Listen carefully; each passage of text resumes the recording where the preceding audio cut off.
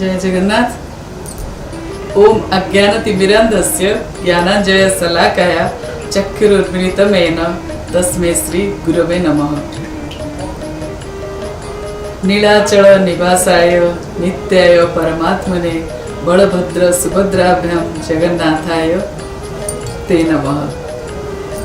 देखिए, ये जो हमारा कार्यक्रम है, ये पिछले 2 एपिसोड में हम थोड़ा बहुत समझ चुके हैं कि जगन्नाथ जी को समझना है। तो ये हमारा जो एक प्रयास है कि घर घर तक जगन्नाथ जी की कथा पहुंचाया जाए। तो इस कथा में हम शुरू में सुन चुके हैं कि जो जगन्नाथ जी कौन है, स्वयं पुरुषोत्तम श्री जगन्नाथ है। और जो पुरुषोत्तम कौन है, जब हम ये समझने की कोशिश करते हैं तो पहले आता है अक्षर ब्रह्म और क्षर, क्षर जगत और अक्षर जगत। अक्षर और अक्षर के बाद जो है श्री पुरुषोत्तम है। तो पुरुषोत्तम श्री जगन्नाथ को समझना है तो पहले हमने क्षर और अक्षर को समझा। तो भगवान क्या कहते हैं? भगवान कहते हैं जो जगत है वो क्षर है और जो ब्रह्म है वो अक्षर है। जो अक्षर है वही परम ब्रह्म है। और ब्रह्म जो है वो भगवान की अंग ज्योति है। भगवान की अंग ज्योति को ब्रह्म कहते हैं। तो जो तेजमय सत्ता है वो ब्रह्म है और जो क्षर और अक्षर से परे है वो पुरुषोत्तम है। और वही पुरुषोत्तम रूप जो है भगवान जगन्नाथ का निजस्व रूप है, भगवान का निजस्व रूप है वो। और श्रुति प्रस्थान कहते हैं, उपनिषद में लिखा है आदित्य वर्णो तमसो पुरुषो, अर्थात जो तेजमय सत्ता है वही ब्रह्म है। और न्याय प्रस्थान क्या कहते हैं? न्याय प्रस्थान मतलब हमारे वेदों में हर जगह लिखा हुआ है कि ब्रह्म वर्चस्व मतलब वही है कि तेजमय सत्ता जो है वही ब्रह्म है। तो यहाँ पे ये होता है, मन में एक प्रश्न जरूर आता है कि अगर तेजमय सत्ता ब्रह्म है तो ब्रह्म क्या है? ब्राह्मणों ही प्रतिष्ठा अहम शाश्वतस्य च धर्मस्य च सुख सैकिन्ताक्यश्च। ये ब्रह्म का प्रतिमा मैं हूँ। मतलब जो सूरज के अंदर की प्रतिमा है, जो एक गोलाकार दिखाई देता है और उसकी चारों तरफ ज्योति दिखाई देता है, तो जो वो गोलाकार प्रतिमा है, जो सूरज का अंदर का गोलाकार प्रतिमा है, सूरज का वही प्रतिमा मैं हूँ। और जो चारों तरफ ज्योति है वो है ब्रह्म ज्योति। जो भगवान जी अलग अलग युग में अलग अलग कार्य के लिए अलग अलग रूप में अवतरित होते हैं। भगवान जो है 5 तरह की रूप में आते हैं धरती पर अवतार लेके। वो 5 तरह के रूप क्या है?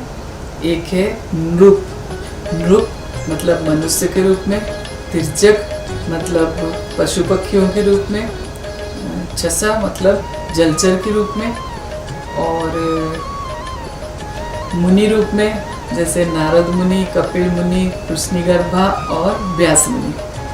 और देवताओं के रूप में, देवता कौन? वामन रूप में। जो वामन रूप में भगवान आए थे वो देवता के रूप में आए थे। तो ऐसे ही भगवान जो है 5 अलग अलग तरह के रूप में आते हैं। और जो मुख्यतः 3 कारण से भगवान धरती पर आते हैं। हाँ, पहला है लोगों को सुरक्षा देने के लिए, दूसरा है जो दुष्टों का विनाश करने के लिए, और तीसरा है जीव के ऊपर अनुग्रह करने के लिए। जो भगवान लीला करके जाते हैं और जब जीव उस लीला की स्मरण करता है तो भगवान उसके ऊपर अनुग्रह करते हैं। तो ये तीनों कारण से भगवान जो है अवतार लेके आते हैं। भगवान जो है बहुत तरह के अवतार लेके धरती पर आते हैं। तो भगवान कौन हुए? भगवान है अवतारी, और वो अलग अलग अवतार लेके अलग अलग युग में, हाँ, अलग अलग कार्य साधन के लिए धर्म संस्थापनार्थाय संभवामि युगे युगे। हाँ, कहते हैं ना भगवान की परित्राणाय साधूनां विनाशाय च दुष्कृतां धर्म संस्थापनार्थाय संभवामि युगे युगे। तो भगवत गीता में भगवान कहते हैं कि अलग अलग युग में, अलग अलग समय में, हाँ, अलग अलग रूप में मैं आता हूँ और अवतार लेके आता हूँ। क्या करने के लिए? परित्राणाय साधूनां। पहले कहते हैं मैं साधुओं को निस्तारने के लिए, साधुओं को परित्राण करने के लिए आता हूँ। और बाद में बोलते हैं कि विनाशाय च दुष्कृतां, अच्छा, जो बुरे लोग हैं उनके विनाश भी करता हूँ, है ना। तो भगवान जो अलग अलग रूप में, अलग अलग युग में आते हैं, जैसे मत्स्यप रूप में, कश्यप रूप में, वराह, नृसिंह, राम, कृष्ण, हाँ, हर युग में, हर अवतार में भगवान का अलग अलग रूप है। देखिए, जब वो मत्स्यप रूप में आते हैं वो कार्य अलग था, जब कश्यप रूप में आए थे तब अलग था। वराह नृसिंह भी अलग अलग कार्य सिद्धि के लिए आए थे, जो इस अवतार की प्रयोजन था, जहाँ पर उस अवतार को लेके आए हैं भगवान।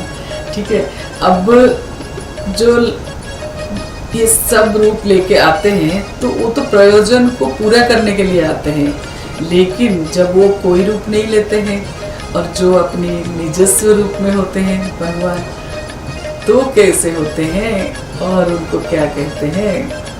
वही है पुरुषोत्तम श्री जगन्नाथ।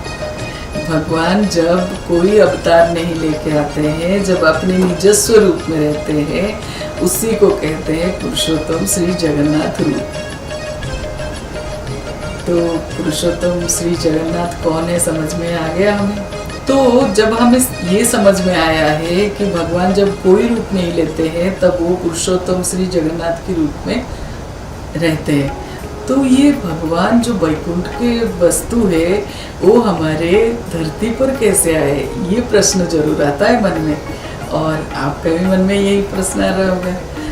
तो कैसे आए भगवान धरती पर, ये भी एक बहुत ही अद्भुत और बहुत ही अलौकिक लीला है भगवान की। देखिए, जब भगवान राम रूप में आए थे तो मर्यादा पुरुषोत्तम श्री राम थे, और जब कृष्ण रूप में आए तो लीला पुरुषोत्तम कृष्ण बने। लेकिन जब वो कोई रूप में नहीं आते हैं, कोई अवतार में नहीं आते हैं, तो वो कौन है? पुरुषोत्तम श्री जगन्नाथ।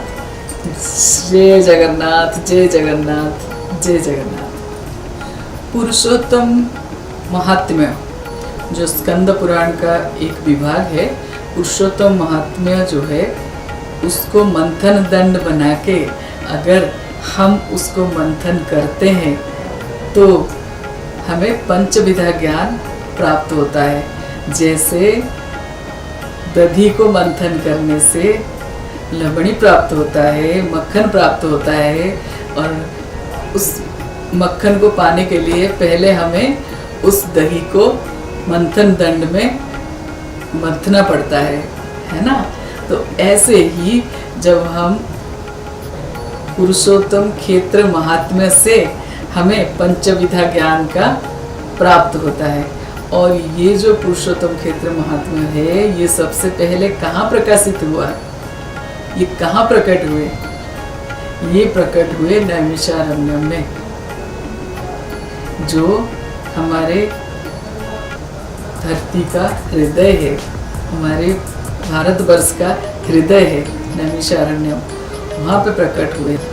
नैमिषारण्यम जो हमारे भारतवर्ष का हृदय है और जो धर्म ग्रंथ का भंडार है, वहाँ पे मुनियों ने जो आचार्य जैमिनी है, आचार्य जैमिनी जी को वर्ण करके और उनके मुख से ये कथा पहली बार श्रवण करे। जैमिनी जी ऋषि कहते हैं कि ये सृष्टि की प्रारंभ की बात है, और सृष्टि की प्रारंभ में एक कल्प जहाँ भगवान की नाभि से पद्म जो है, कमल का फूल जो है प्रकट होता है, और उस कल्प का नाम पाद्म कल्प है।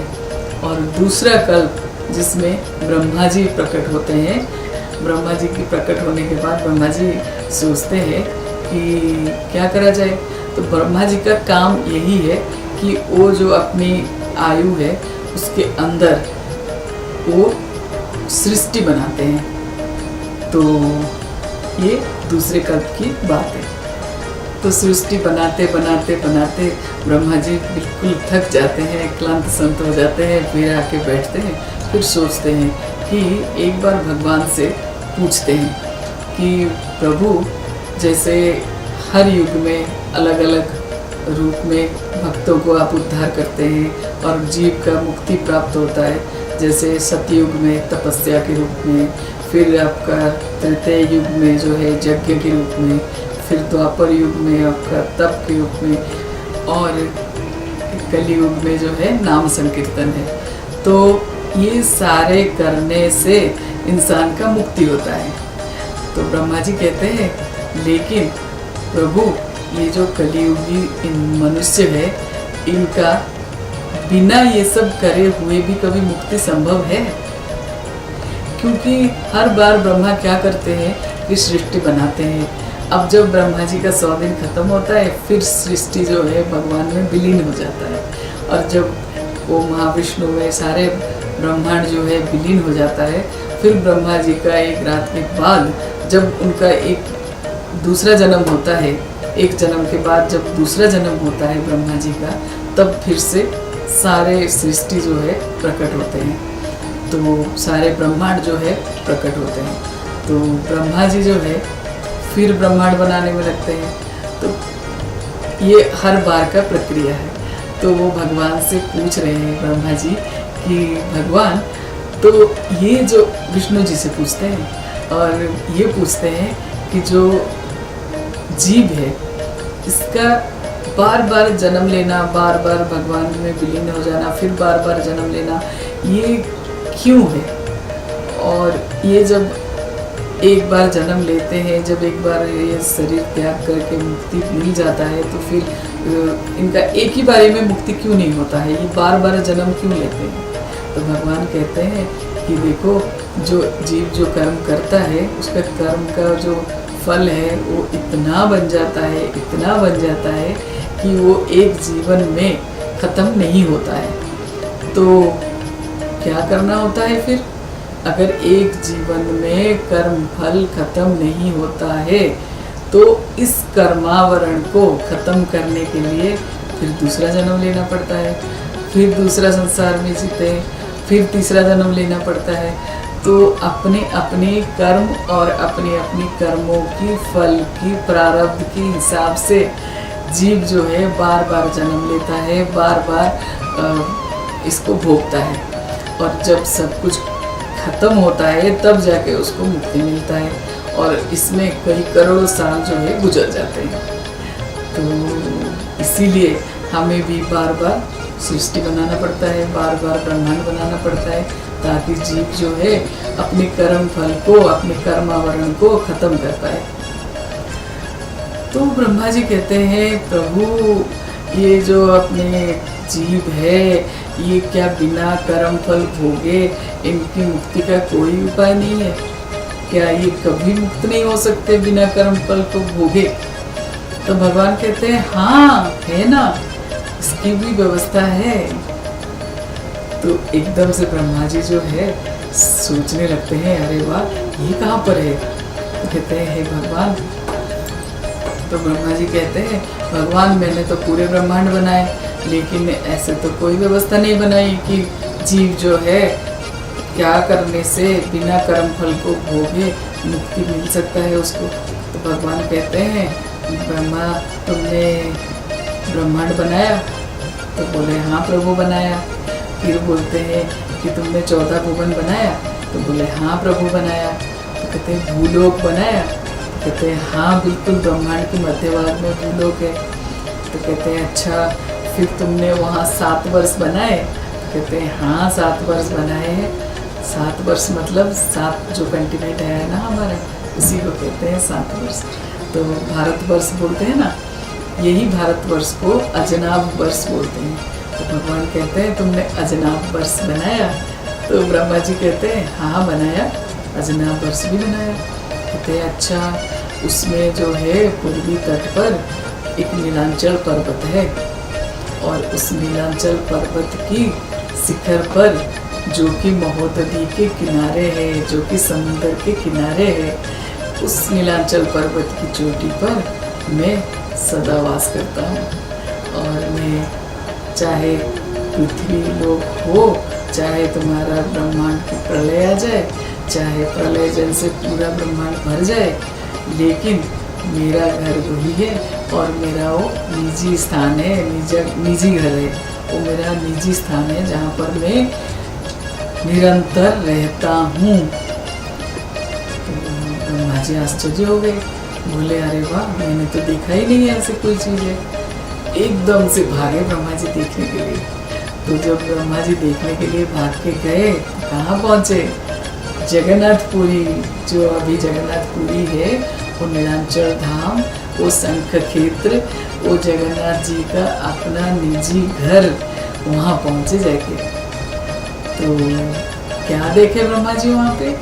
नीलगिरी पर्वत के शिखर पर ब्रह्मा जी देखते हैं कि स्वयं भगवान जो है नीलमणिमय विग्रह बन के उपस्थित है, और उनके दर्शन मात्र से ब्रह्मा जी एकदम से कृत्य हो जाते हैं। उनके मुंह से भगवान के लिए स्तुति निकलती है, उनके मुंह से भगवान के लिए स्तुति निकलती है।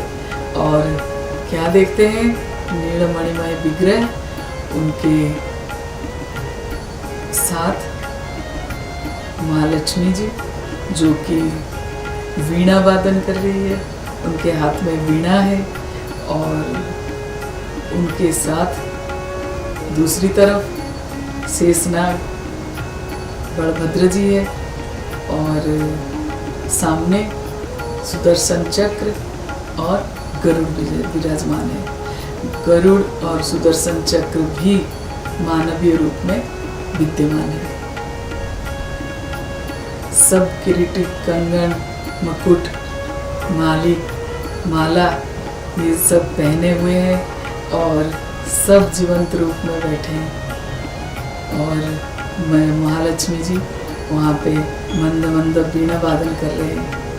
तो जब ब्रह्मा जी ये सब देखने लगे, ऐसे विग्रह मणि जैसे भगवान का विग्रह देख के एकदम से ब्रह्मा जी जो है गदगद हो गए और स्तुति करने लगे। और ब्रह्मा जी स्तुति कर ही रहे हैं कि उस समय एक विचित्र घटना हुआ। क्या विचित्र घटना हुआ? कि एक काक पक्षी, एक कौवा जो उड़ते उड़ते एकदम से वहाँ पे एक कुंड था जल का, उस जल के कुंड से पानी पीने के लिए उसमें आके गिर जाता है। और क्या देखते हैं ब्रह्मा जी?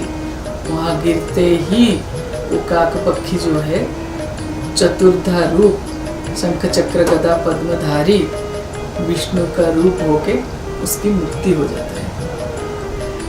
तो ये कुंड जो है रोहिणी कुंड नाम से है, आज भी विद्यमान है। और ये रोहिणी कुंड का जो जल है, कहा जाता है ये जल प्रलय के समय पूरे पृथ्वी में व्याप्त होता है, और जब प्रलय खत्म हो जाता है तो यही जल वापस रोहिणी कुंड के अंदर समा जाता है। तो ये देख के ब्रह्मा जी एकदम से अचंभित हुए, बोले हे जगन्नाथ, हे पुरुषोत्तम जगन्नाथ, हे पुरुषोत्तम जगन्नाथ। ये निकल गया ब्रह्मा जी के मुंह से। तो भगवान जो है दर्शन मात्रे मुक्ति दे रहे हैं। जो जगन्नाथ जी का रूप है वो दर्शन मात्रे मुक्ति है। खाली इंसान नहीं, जानवर तक, इंसान, जानवर, पशु, पक्षी, कोई भी हो, जब भगवान की दर्शन कर लेता है, दर्शन मात्रे मुक्ति मिल जाता है।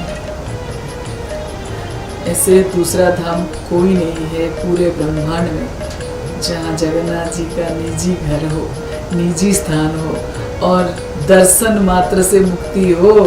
ना जप ना तप ना यज्ञ ना कुछ, ना तपस्या, हाँ दर्शन मात्र मुक्ति। ये सिर्फ जगन्नाथ धाम में हो सकता है, जगन्नाथ जी को दर्शन करने से। और उसी समय वहाँ पे यमराज आके पहुँचते हैं। कहते हैं कि यमराज की जो है 12 दूत है जो 12 दिशाओं में घूमते रहते हैं। तो हो सकता है यमराज जी को किसी ने बता दिया हो कि ऐसे जगन्नाथ जी का धाम है और जहाँ पर दर्शन मात्र मुक्ति है। यमराज आके भागे आके पहुँचते हैं तो कहते हैं प्रभु ये क्या मैं सुन रहा हूँ कि यहाँ पे दर्शन मात्र तो मुक्ति हो जाएगा, फिर मेरा क्या होगा प्रभु?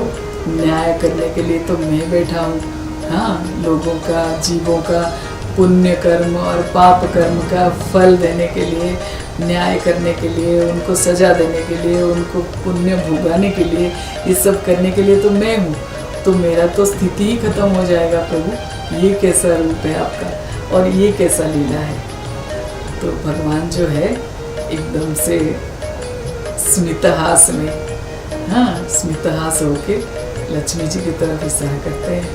कहते हैं आप ही बता दो यमराज जी को। तो यमराज जी और ब्रह्मा दोनों सामने खड़े हैं और महालक्ष्मी जी बताना शुरू करते हैं। कहते हैं यम मेरे वत्स, तुम जो यहाँ पे ये सोच के आए हो कि यहाँ पे तुम्हारा जो शासन है, तुम्हारा जो अधिकार है ये चलेगा, तो ये व्यर्थ है। इस क्षेत्र में, ये जो शंख क्षेत्र है, इस क्षेत्र में ये जो पुरुषोत्तम धाम है, इस धाम में तुम्हारा बस नहीं चलेगा, तुम्हारा आधिपत्य नहीं चलेगा, ये तुम्हारे क्षेत्र के बाहर है, ये तुम्हारे अधिकार से बाहर है।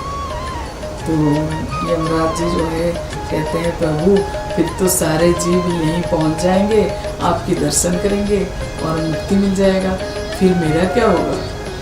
तो महालक्ष्मी कहते हैं बस ऐसा नहीं है, जो यहाँ पर आते हैं उनको अवश्य मुक्ति मिलेगा और उनके ऊपर कोई भी कर्मावरण नहीं रहेगा, कर्म फल नहीं रहेगा।